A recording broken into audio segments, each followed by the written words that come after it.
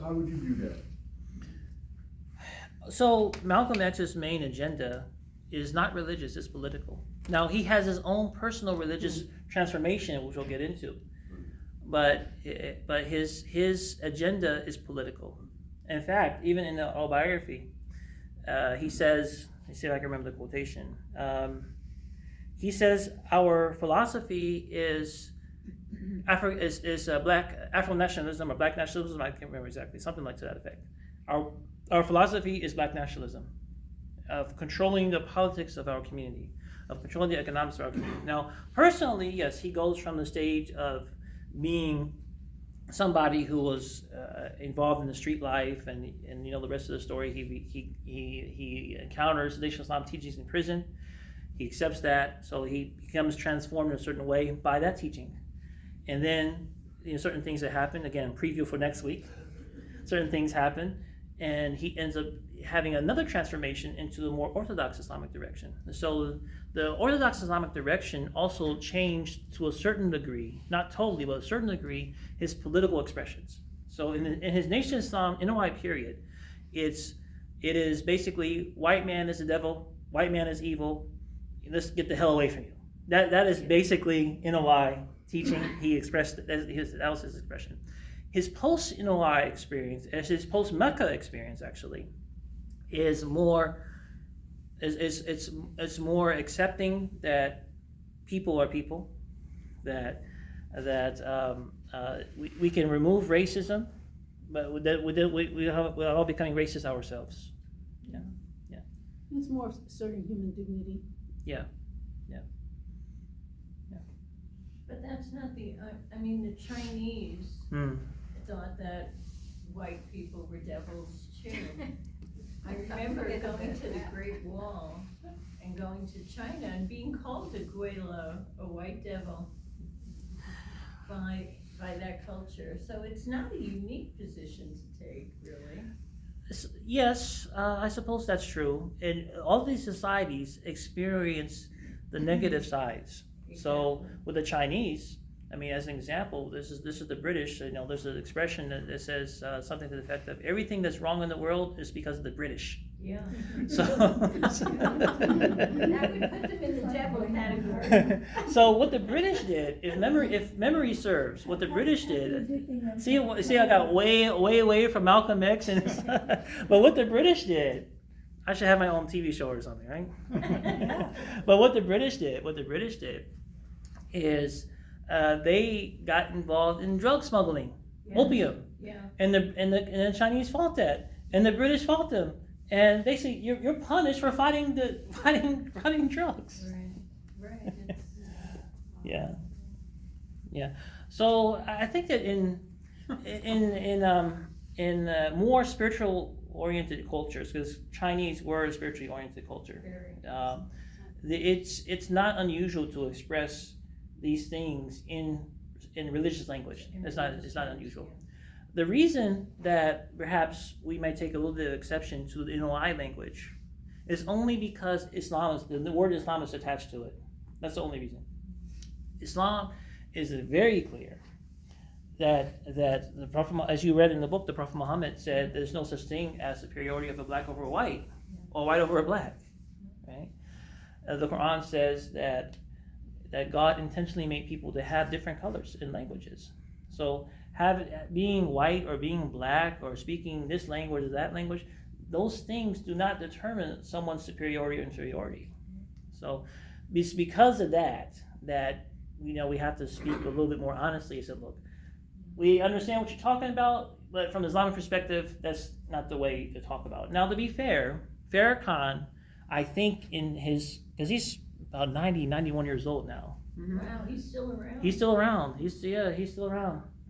So I think that Farrakhan now, if you read their literature, I think now they see it, that language of, you know, Yaqub creating a white man, and they see it. I think they now see it more in political terms and not in a literal way.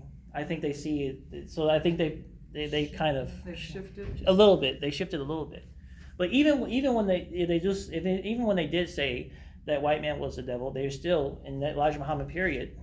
You have to be polite, you have to be respectful, you have to be honest. You can't do violence and so on and so forth. So they were anti-violence. I thought they were take up arms. So Initially. Nation of Islam's teaching was anti-weapons. And this is one of the reasons that led to a rift between Elijah Muhammad and Malcolm X. Okay, because Malcolm X at a certain point he said, we got to take some heads. Okay. By any means necessary. Yes, that's the famous expression by any means necessary. So they were, but they're not pacifists. NOI was not pacifists. They were not pacifists, but they avoided the carrying of weapons. They avoided that. They avoided that. But they're not pacifists. They were never pacifists. Yeah. Yes, ma'am. I may be overstepping, so I'll leave this for you. But do you mind speaking a little bit about your own personal faith? Well, you can buy the book. But I'm a Muslim. Yes. I'm a traditional. I'm a traditional Muslim. Yes, I'm a traditional Muslim. I actually am the imam. I'll just use the pastor for ease at one of the local mosques, and so I know many of you from that environment, from that context. I'm also Great iftars. Yes, everyone comes for our food. I am also on the board of directors of local interfaith council, and so that's how I know a lot of you here. I'm somebody that I'm more of a contemplative person. I don't see myself as an aggressive person, and I'm a firm believer in Islam. That doesn't mean I have to disrespect other religions, but I am a firm believer in Islam, and I believe that Islam, in the way that God expresses it in the Scripture, it has at core the solution to all of mankind's problems. I honestly believe that. But that doesn't mean that each and every single person is going to grow a Bin Laden beard and dress like a ninja. Okay, I accept that there will always be people who don't believe as I do. I mean, if God wanted to make everybody to look the same and think the same and act the same, He would have done so. So, so I leave it to. You lose feeling you use the word he. Yeah. So let me explain that. So now we're getting into theology. So in Arabic, in Semitic languages generally, these pronouns do not denote natural gender. So let me give an example. The word chair in Arabic is masculine pronoun. The word for table is a feminine pronoun. Okay. The word for a vehicle, for a car, is a feminine pronoun. But we don't say that that's a girl outside. We don't say that, right? So in Islamic theology is very clear. It says that there's nothing like God. Laysa kamithlihi shay. There's nothing like God. It says وَلَمْ يَكُنْ لَهُ كُفُوًا أَحَدٌ. There's nothing similar to God, comparable to God. There's nothing like Him. So we don't say that when we say He, it doesn't mean that we are saying that God is a man or that God is a male. We don't associate Well, there that. are ways to be expressive of that without using gendered language, as English is. So I'm Because not. I come from a traditional Baptist Yeah. background, Yeah. where they've eliminated the use of gendered Yeah. terminology for God. So for Muslims, we don't. In English. So for Muslims, we don't have this problem. We've never looked at God as a male. We've never looked at God as a female. And generally speaking, it's sort of in the as a stick to Islam, I'm not talking about religions. We never looked at God as a man. And in fact, our religion is against the idea that God is a man. So it's not a problem that we have. So what about female leadership within the faith? So it depends on what kind of leadership that you're looking at. So in terms of political leadership, I mean, Muslims have had, for example, one of the prime ministers of Pakistan was a female, Benazir Bhutto. Okay, in Indonesia, But in the religious setting. So Is religious, there female leadership in a mosque, in a, so you mean in the ritual sense, like the pastoral role, yeah. liturgical yeah. sense, Surgical sense. So, yes and no. And I'll put it like that, yes and no. So yes and no in the sense that, okay, so Muslims pray 5 times a day. Right? Everyone, I think, understands that Muslims pray 5 times a day. And we pray often, as many prayers as we can, we pray in the mosque and congregation. Now, the leader of it is going to be a man. Now, if a woman is going to be the leader of it, she can do so with other women, but she can't do so for men. And if you know the way that Muslims pray, you'll understand why. So I'll demonstrate. So there is standing, there's doing this, there's prostrating on the ground. So imagine a woman leading men doing that. Just as adults, just think of the way that looks. So Islam says that we avoid especially those types of distractions in the worship context. We avoid those types of distractions in the worship context. So women can do the rituals with other women, but in terms of leading men, then the Islamic expression is that they don't do that for men, for the reasons that I just articulated. Yes, ma'am. So can women follow men in? Yes, are they women have more self-control than we do. So yes, the men can teach the women, but the women can't. So I wasn't talking about the teaching. So I was only talking about the prayer, not the teaching. prayer, Teaching is not an issue. There are So plenty you of have women teaching in mosques? women can teach in mosques. The men. Women can teach, but I was restricting Just my the prayer, statement sure. to the prayer ritual. You're talking about a lot of bums in the air, okay? Behinds. You're talking about bums in the air. Yeah, if you're prostrating on the ground. That's what he's talking about. Men can't see women's bums in the air. I think though, it's not limited to that because there are ways around it. I mean, women can lead and not be indiscreet if they're given that chance. So that's a longer conversation. But also you have to know the nature of men. And the nature of men. I mean, look, we live in an era where there's a lot of political correctness, where things that are just intuitive are just ignored, and Islam says there are realities that we cannot ignore. So women can be teachers, women can be scholars. I mean, we have female Sunday school teachers. Okay, we've had female speakers, to give presentations on this and that. And this is not an unusual thing in Muslim scholarship. Not at all. But the ritual I was really restricting my statement to the ritual, the prayer ritual. The prayer ritual is really something that's for God. And, it doesn't matter how pious a man is, should I say this? We're still dogs. Yes, ma'am. So when I hear that, I think about Orthodox Jews. Exactly. Who have very similar philosophy They about do. men-women separation. That's right. That's right. But there are more modern iterations of Yes. Judaism, like Reform Yes. Judaism. Yes. Is the same thing occurring in Islam?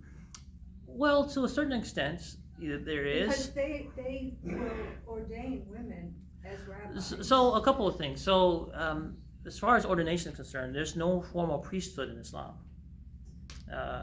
Like you have priesthood in Catholicism, there's no priesthood in Islam. So we don't have a pope. We don't have the equivalent of a pope. That's one thing.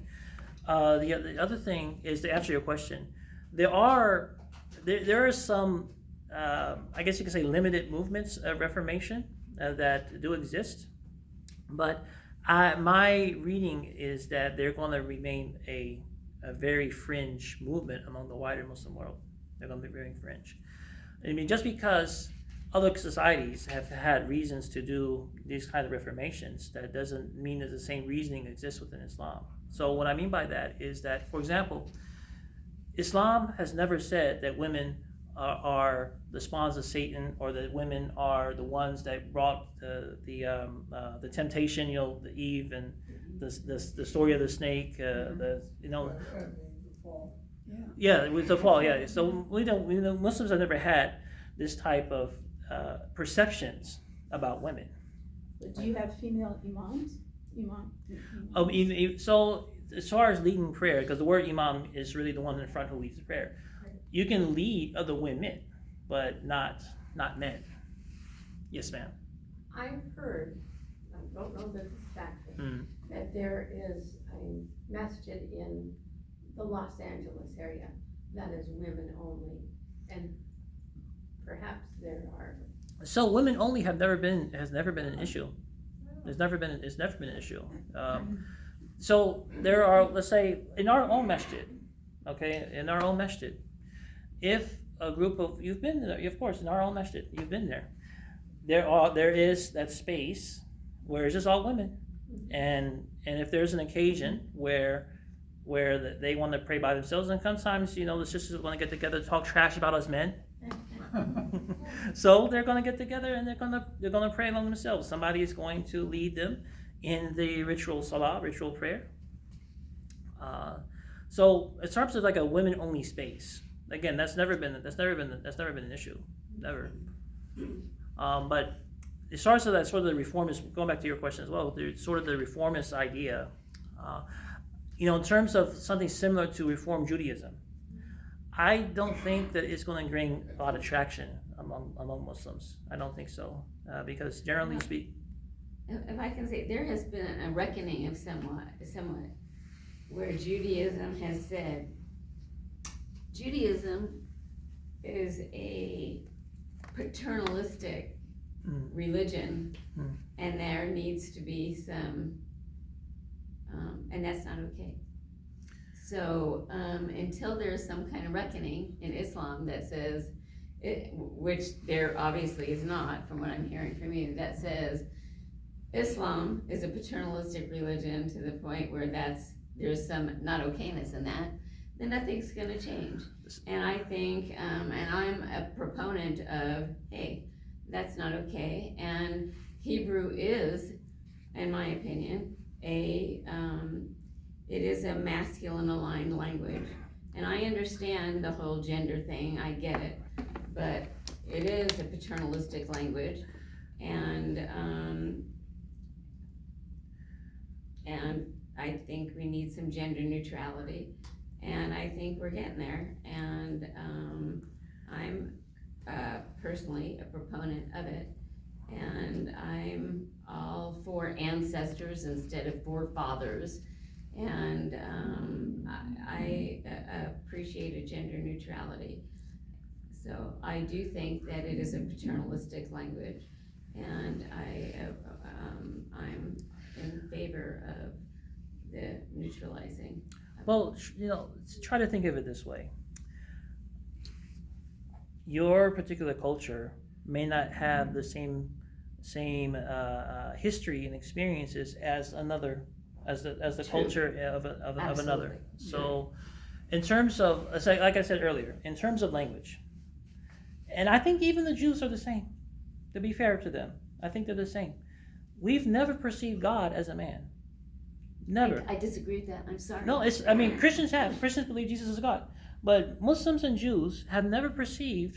Jews perceive a God as male, I'm sorry. Because Jews perceive God as male. So, okay. Are you Jewish? Am I Jewish? Yes. Yes. So that's how you were brought up. So do you speak Hebrew? You are too. I am too, and I have a different perspective. Yeled, Yeldad, that's about it. Okay, so I don't speak. Okay, so I don't speak Hebrew, but I do know that Hebrew is a Semitic language, and Arabic is a Semitic language, and maybe a lot of this should be directed towards a Jewish rabbi, a Jewish scholar, because they are in a better position to speak about this. But I would say that from my perspective of reading Jewish literature and my perspective of reading Islamic literature is that just because something has a gender attached to it, we should not make the assumptions that are present within other cultures. So meaning that, okay, maybe in an American context or a Western context, there has been, some levels of oppression of women and so on and so forth, but that doesn't mean that the same exists in other cultures. Again, for us, actually the Bible itself, the Hebrew Bible says, my goodness, the verse is escaping me right now, but throughout the Hebrew Bible, I can't think of the verses, they've put the quotations, but the general teaching is there.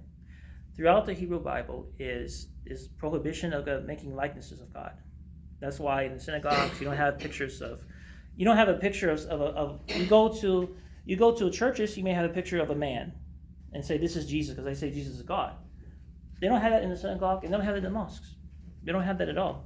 There is no perception. Let me stick to Islam. Forget Judaism for a moment. Let me stick to Islam. Let me stick to Arabic.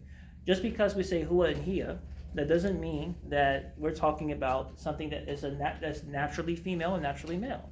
This is how language works.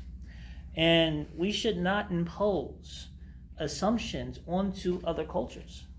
That's a big mistake. That's a big mistake. I agree. Yeah. But when people talk about this God in the sky, they always talk about a God in the sky, an old man with a beard. That's how We don't.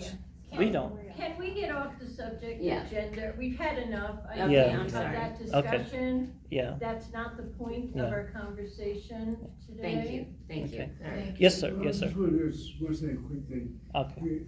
God is not a man, but what about, okay, you say, he's not a man, Uh-huh. but what about saying he's masculine?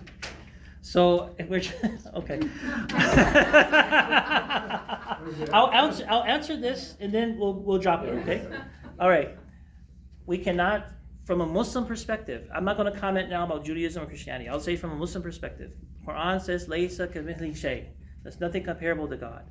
Okay, so this is understood, and this is actually articulating one of the theological works called Aqidah Tahawiyya, that basically we cannot express God as masculine or feminine because God is nothing like that. God is nothing like that. So that is that. So that would be from the Islamic perspective. So I'm dropping it in light of what no, I Dr. appreciate Shubay said. that. Yes, sir. I appreciate that. When quote, God was asked, who should I say, sent me? He said, I am. Right? There's no gender connection to I am. I'm just gonna say one more thing. It's very convenient for men who don't have to listen to the gendered language because your language is already expressing what you embody. That's what we're talking about as women. We're talking about when we come among the sacred to the Allah, the one, the only, and it's referred to in language that expresses, and I know what you're saying, it's not that way in Arabic, but even when you expressed terms, you said earlier, you said mankind. We have had language all this time that says all that. And so that's what it's very convenient for men because men don't have to listen to it and then wonder, where am I in this picture? And I think that's where the frustration comes from. And I don't want to go into gender anymore, but I'm just saying, when I hear you defending and other men defending it, it's easy for you.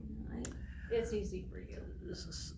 So let's move on. Let's move on. I think he has talked about the Arabic and the language. He is not I a appreciate it. representative of patriarchy, so let's move on. Yes, ma'am. Yes, Who ma'am. killed Malcolm X?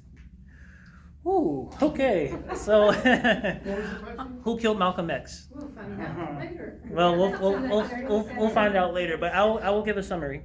We'll find out later. I'll give a summary. We do know that there were certain individuals who were convicted, but we also know that in the last, I think, 2 or 3 years, that those convictions were overturned. Yeah. They were overturned. There are some books about it, and even Netflix did a documentary about it a couple years ago. So let's be fair. Who created the environment for the assassination of Malcolm X. And I don't think this is a conspiracy theory. I think this is very, very fair, very honest. Is that maybe the individuals who did it were people associated with the NOI. Maybe, but who with the Nation of Islam? Okay. But who actually created the foundation, the environment for him to be killed, is our good old friend J. Edgar Hoover, our old friend. You know that very nice man. That sounds really logical. and the agenda at that time was, we don't want the emergence of a black messiah. Not only that, they don't want someone to unite the poor blacks and poor whites. Well, and Netflix captured the moment when there was that big protest, and when, you know, he stopped it and everybody dispersed without the a movie, word. the There's Spike like movie, Spike Lee hours. movie, yeah, Spike Lee movie, yeah, yeah, and he actually mentions in the autobiography as well. So yeah, I think we'll go into more detail, God willing, and you know, next, if you're interested in coming. I'll be here. We'll go into more detail when that comes. But the summarize the answer is, and the same thing with Martin Luther King. The same thing with I mean, all of them, either directly or indirectly. Directly or indirectly, the government had interest in stopping the emergence of independent thought. Okay, Even if it was nonviolent. Follow-up question. Yeah. Do you think the power struggle within the nation was at all complicit? What do you mean by complicit? Well, with the assassination, was the power struggle a part of that? So I thought I said it earlier. So maybe I'll make more clear. I do think that elements of the NOI, whether it was the people who assassinated that it was convicted or not, elements of NOI did the actual assassination. But the bigger picture is who instigated it. Okay. That's the bigger picture. So the bigger picture of who instigated it would be the government. I mean, and again, I think that's fair with Martin Luther King, and I think that's fair with really all of the movements that you can even date it from, let's say, like the early 1900s up until around the 70s, around the 60s, 70s, that the government was afraid of a rebellion. They were afraid of, particularly if you read the New Jim Crow, and then there's another book, White Trash. That's the name of the book, White Trash. Mm-hmm. White Trash. That one was really more about the Irish, because they were not seen as whites. But anyway, the point I'm making is that Well, they weren't, they had freckles. no, Catholic. Hey, Those we're religious. Vikings. Religious issues. But anyway, I know our class has gone to a multitude of subjects. And thank you for the grace with which you Yes. handle it. Sure. Oh, can I make an announcement? Are we? So, Yeah, please. I'm Katie. Some elves in this organization made a birthday cake for me. This is my birthday week. And you're all welcome to stay because we're gonna cut that cake before we leave here, because I can't eat it all myself. So please, if you'd like it. And this is, I mean, we had a big discussion about cakes last week. Last night, Katie. And I mentioned German's chocolate cake was one of my favorite birthday cakes. So that's what you So- got. And Ken's going to get a special cake too. It's half birthday, I so also- anyway, you're welcome to stay. and Thanks, have some Katie. cake. I also have an announcement, if you will indulge me. I am here on behalf of the Interfaith Council. Council. Thank you very much. And I know none of you have ever seen one of these before. I have. Okay. This is the Interfaith Council Specialty License Plate. And we're just encouraging you to hop on down to the DMV with your current plates and say, I would like a Live the Golden Rule license plate. That's what it says, Live the Golden Rule. And the Interfaith Council has gone into partnership with the DMV to create this license plate. It's a specialty license plate. Yes, it costs a little more, The money that it costs more goes to pay for Camp Anytown, which is the program that the Interfaith Council sponsors for high school kids, especially high school kids who couldn't afford it, to go to camp for a weekend and learn tolerance and getting along with each other, problem solving, and how to learn to love and recognize people who don't look like you. It's a life-changing program for these kids. It's a huge success. It deals with, about 60 kids every time they do it. And it's a wonderful program. And if you would like to take part in that, Is there another way to donate? Sure, you can always just get on the Interfaith Council website, and they have a click here button, and you can click there. If you would like to, please take a poster to tell other people about the specialty license plate and put it up in your house of worship or someplace where you know people will see it. And thank you. Thank you. That's mine. Yes. Imam, do you have closing comments for us before we depart? I think that, just that I hope you come back in the next 2 weeks. So thank you for inviting me. Thank you.